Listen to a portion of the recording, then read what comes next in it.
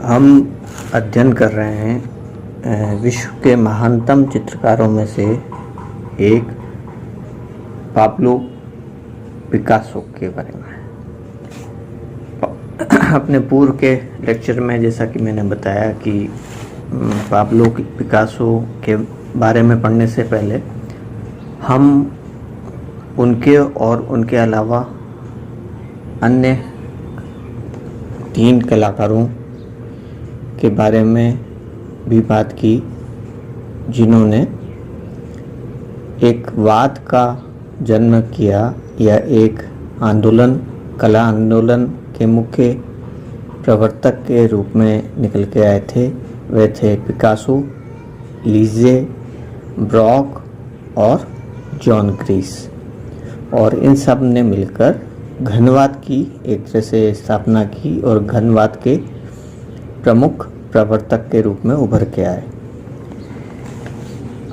Pablo Picasso जो है एक ऐसी शख्सियत बन गए जिन्होंने कला के विभिन्न माध्यमों में कार्य किया और अपने को स्थापित किया।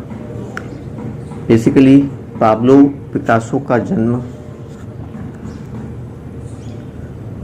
25 अक्टूबर 1881 में मलागा, स्पेन में हुआ था और भूमध्य सागरीय तट पर स्थित मलागा नामक जगह जो स्पेन में है।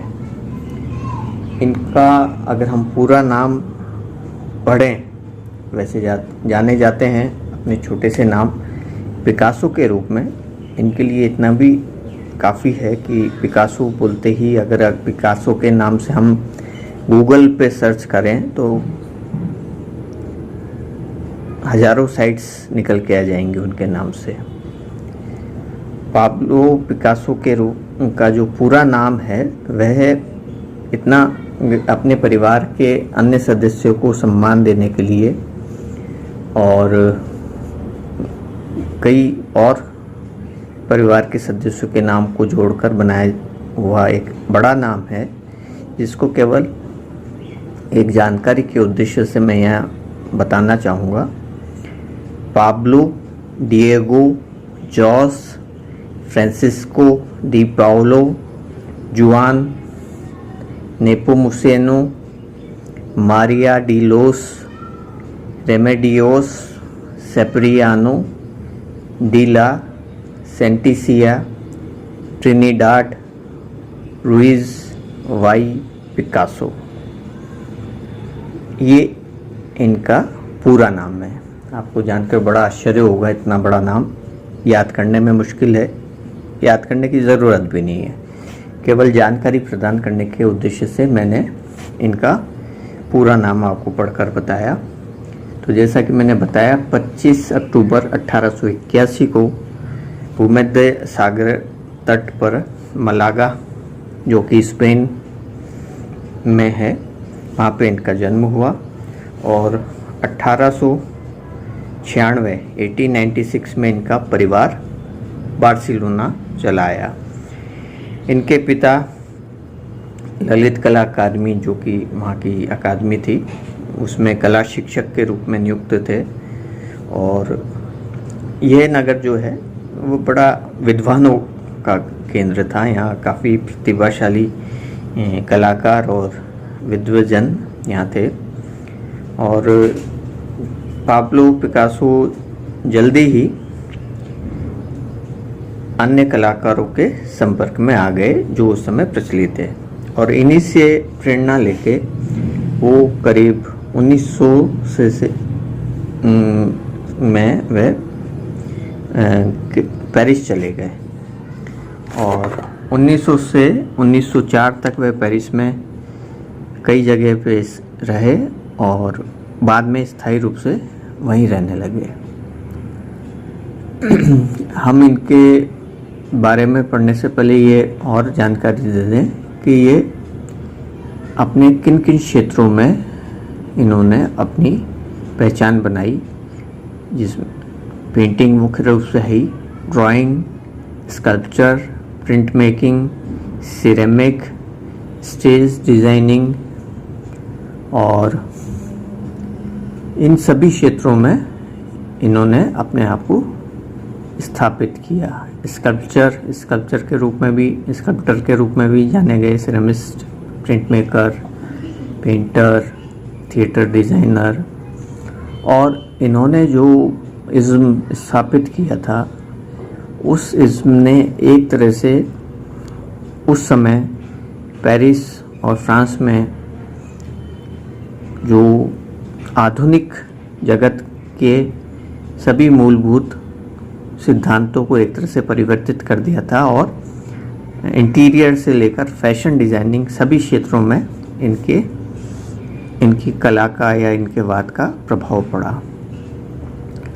प्रमुख चित्रों की बात करें मूल रूप से, तो इनके जो आरंभिक काल के चित्र हैं उसमें द ओल्ड गिटारिस्ट, और इसके अलावा इन्होंने वहाँ अर्लेक्यून, टेनेंट और ओनवर, ये सब फ्रेंच लैंग्वेज में नाम है।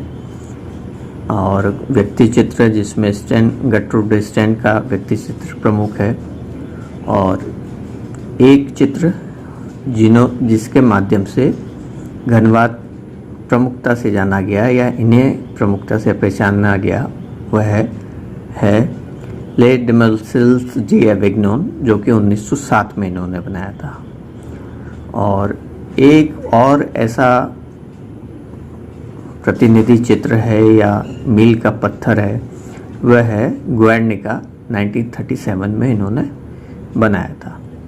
ये मूल रूप से हमने इनके प्रमुख चित्रों के नाम लिए हैं, बाकी इनके बारे में तो जितना पढ़े उतना कम है। बहुत ही इन्होंने लंबा जीवन जिया। करीब 8 अप्रैल 1973 को 91 ईयर्स की एज में इनका निधन हुआ था। मूल रूप से स्पेनिश कलाकार थे और मलागा स्पेन में जन्म हुआ और बाद में फिर ये पेरिस आ गए। तो ये इनके प्रारंभिक जीवन के बारे में हमने बात की। और जब ये पेरिस आए तो इन्होंने वहाँ पे गलियों के और कैफ़े हाउस के दृश्यों को बड़ा गंभीरता से चित्रित किया विभिन्न रंगों में, और जो ब्रश के स्ट्रोक्स हैं वो भी काफ़ी बोल्ड थे। और ये एक तरह से हम ये कह सकते हैं कि पेरिस के जनजीवन को समझना और वहाँ की स्थिति को, उनके वहाँ के रहन सहन को उन्होंने अपने कैनवास पर उतारना शुरू किया। इनके हम जो कार्यकाल है उनको, चित्रों को कई पीरियड में बांट सकते हैं। जैसे एक तो है बिफोर 1900, मतलब 1900 से पहले का काल।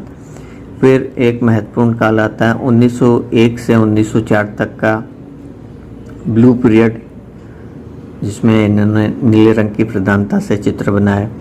फिर 1904 से 1906 तक का काल, जिसको हम रोज पीरियड के नाम से जानते हैं।